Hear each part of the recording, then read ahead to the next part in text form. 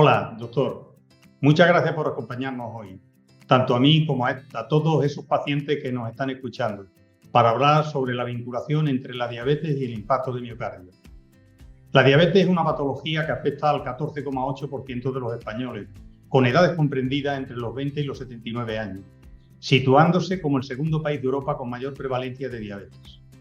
Este dato preocupa, ya que el número de pacientes ha aumentado en un 36% en España en los últimos 10 años. Cada año aparecen unos 386.000 nuevos casos de diabetes en la población adulta. Además, un 30% de las personas que viven con esta patología no están diagnosticadas. ¿Qué consecuencias puede provocar esa falta de diagnóstico? Hola, Antonio. La diabetes puede causar complicaciones graves si no se diagnostica o no se trata adecuadamente. Si la producción de insulina es insuficiente o la utilización por parte del organismo de la glucosa no es adecuada, la glucosa se acumula en la sangre y acelera el proceso de aterosclerosis, es decir, la acumulación de grasas y de colesterol en las paredes de las arterias, incrementando de esta manera el riesgo de padecer una enfermedad cardiovascular, angina, infarto agudo de miocardio o incluso muerte súbita cardíaca. El riesgo de una persona diabética de sufrir una enfermedad cardiovascular se sitúa al mismo nivel que el de una persona que ha sufrido el infarto anteriormente. Ni que decir tiene que una persona diabética que ya ha sufrido un infarto tiene un riesgo elevadísimo de sufrir otro. De hecho, las personas que tenemos diabetes tenemos casi el doble de probabilidad de presentar una enfermedad cardíaca o un accidente cerebrovascular que aquellos adultos que no sufren diabetes. Doctor, dice que para que evitemos esas complicaciones es fundamental un diagnóstico precoz. ¿Cómo podemos detectar la enfermedad?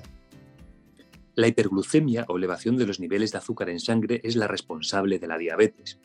Los síntomas que alertan de la patología son la necesidad de orinar con mucha frecuencia, tener mucha sed y hambre y, además, suele aparecer debilidad, pérdida de peso y molestias digestivas.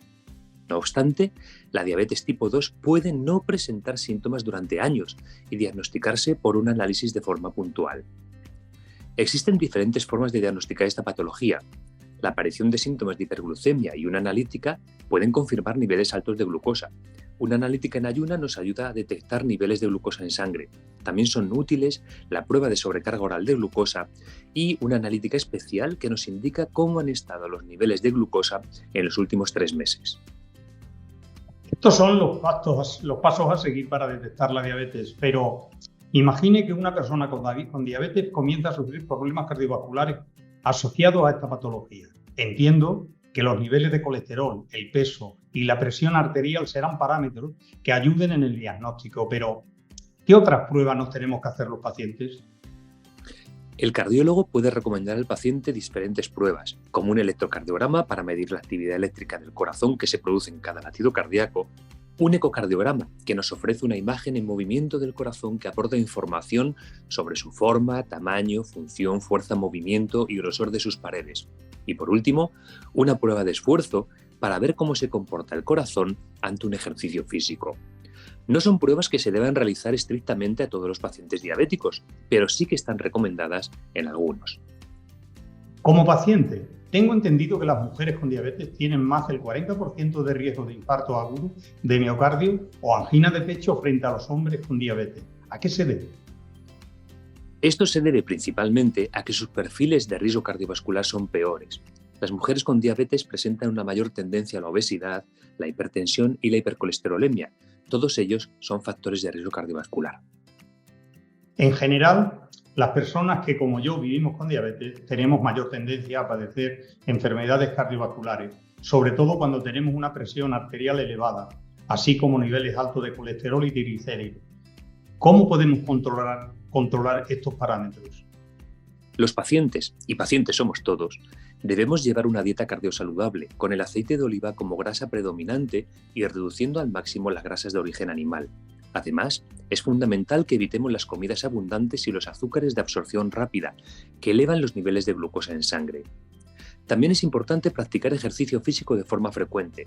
Es recomendable salir a caminar, correr o montar en bici y tonificar nuestros músculos. De esta manera, se pueden controlar los niveles de glucemia en sangre, reducir el sobrepeso, evitar las complicaciones que pueden surgir y, sobre todo, mejorar nuestra calidad de vida en mayor medida que si realizamos una vida sedentaria. Muchas gracias, doctor, por toda la información que ha compartido conmigo y los oyentes sobre la vinculación entre ambas patologías. Creo que estas indicaciones resultarán de gran ayuda a todas aquellas personas que padecen diabetes. Muchas gracias a ti, Antonio, y a todas aquellas personas que nos han escuchado hoy. Hasta pronto.